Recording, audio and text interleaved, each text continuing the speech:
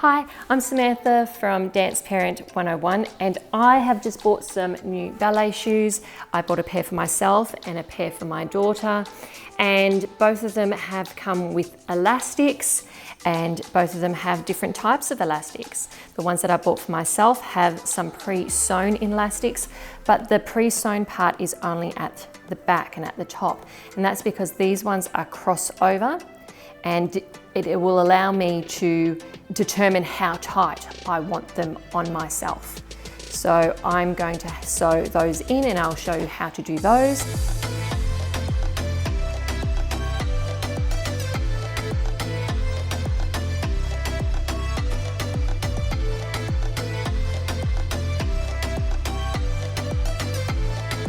So what I've just done is, this is what will happen.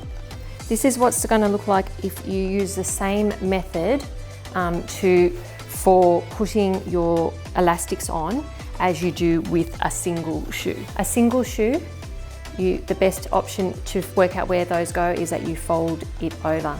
But for the crisscross elastics, one of the main points of having the crisscross elastics is to really pull up your arch. And when you put your elastic in the same position as you would a single elastic, it's not giving you that benefit. As you can see, I've got a little bit of gaping here in my shoe, and it's not pulling up and giving me the best arch I can do. So I'm going to undo these and I'm going to move my elastic a bit further forward to help create a nicer aesthetic and look to my point.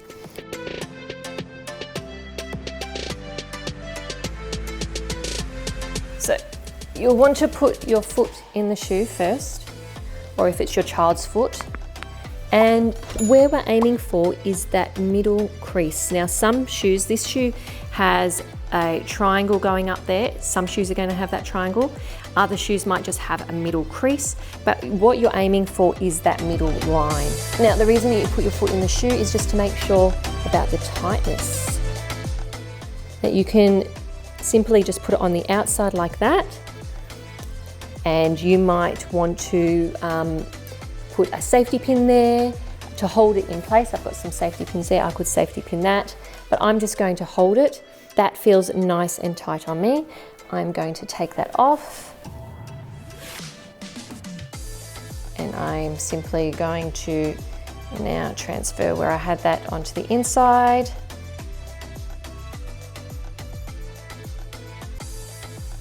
So I've got that right on that seam, and I don't want this to twist and turn, but I can get it out of the way by turning it all inside out. So now I am just working with the inside of the shoe.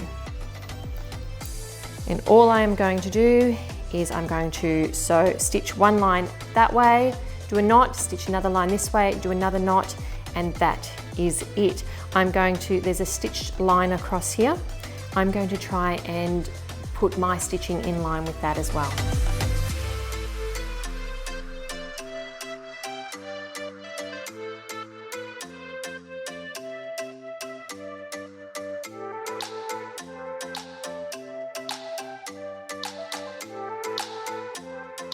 Trying not to get your thread or needle through the back. You don't want it to go in and out all the way the back. There's several layers in there, so you just want to try and go through the layers that are there before you get there. Now, because I'm also going over a seam, there are several layers caught at this seam, and it is quite hard to push my needle through. So you might want something called a thimble, which goes on your thumb. I'm using my nail, but I know from experience of sewing lots of shoes that if you do have several shoes to do, your thumb nail will get quite sore. So if you've only got one pair of shoes, it should be fine.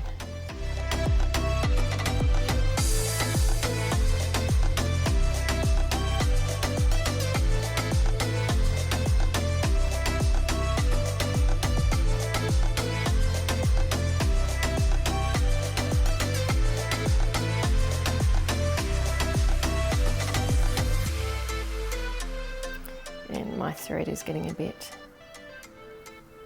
uneven, which is why it was knotting.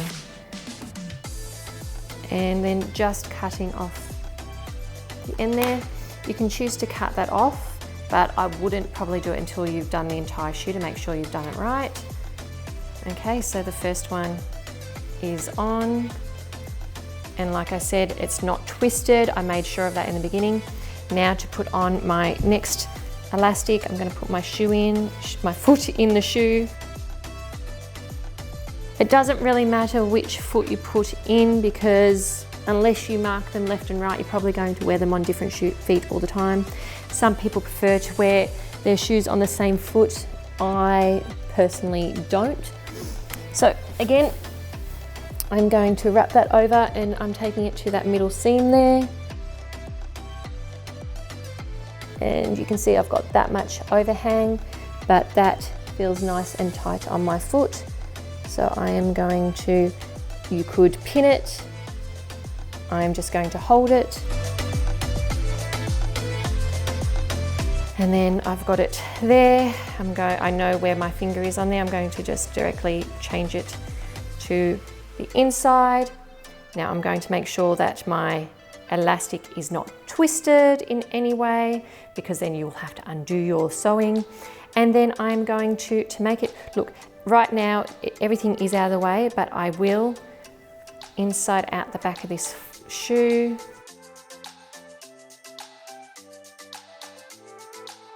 Just to get everything out of the way so that I can just sew up and down in nice straight lines.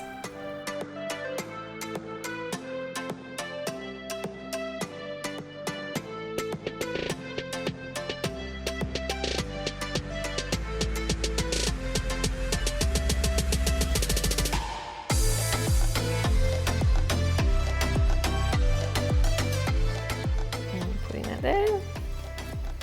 Putting it all the way around the right way. And then trying it on. Okay, so for this shoe, I've put the elastic here, and you can see how it's really helping to pull up my arch. Now, these are the other shoes that I did earlier, and I did the elastic at the same point that you would do it on a single shoe, on a single elastic, which means that the elastic, this set elastic is much further back, and it doesn't help pull up that arch as much. So, I mean, I don't have the most beautiful point or anything, but having it right at this arch point does help to pull that shoe and really curve along the arch, whereas having the elastic further back doesn't pull this and doesn't pull that up as much, contouring to the foot. So it is up to you where you put the elastic, or how far forward you put the elastic. But having your elastic back here, the point of having the crisscross elastic is so that this arch can really be pulled up and your foot can feel really supported in that shoe, and so that the arch can really be accented. So having the elastic this far back really doesn't make as much sense as having it in the middle where it is really pulling it up. But it doesn't really matter which way you did it. If you put it further back or forward, the functionality of your shoe is still going to be there. It still works whether you put it forward or back. I will say that this does feel a bit more comfortable, and I really can feel it pulling up on my arch rather than having the elastics this far back. Now, if you couldn't see exactly what I was doing, don't worry, keep watching.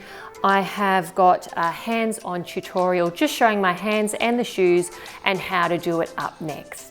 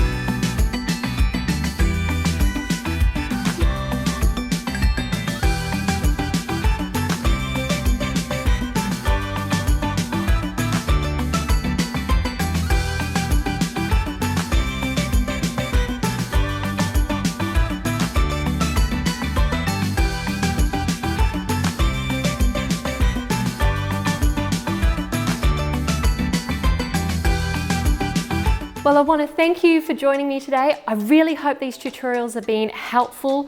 You've seen a few of the things that you shouldn't do, such as pulling and tying the elastic if there is an elastic in the shoe.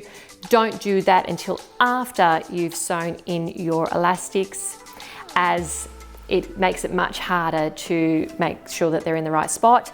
Secondly, if you've got crisscross elastics, the placement is totally up to you of where you put it, but putting it closer to that center seam and making it pull up your arch is probably going to give you a better look and a better feel when you've got your shoes in there. So if you liked this video, give it a like, subscribe to the channel. I've got lots more tutorials and more how-tos coming out, and I'll see you next time. Bye.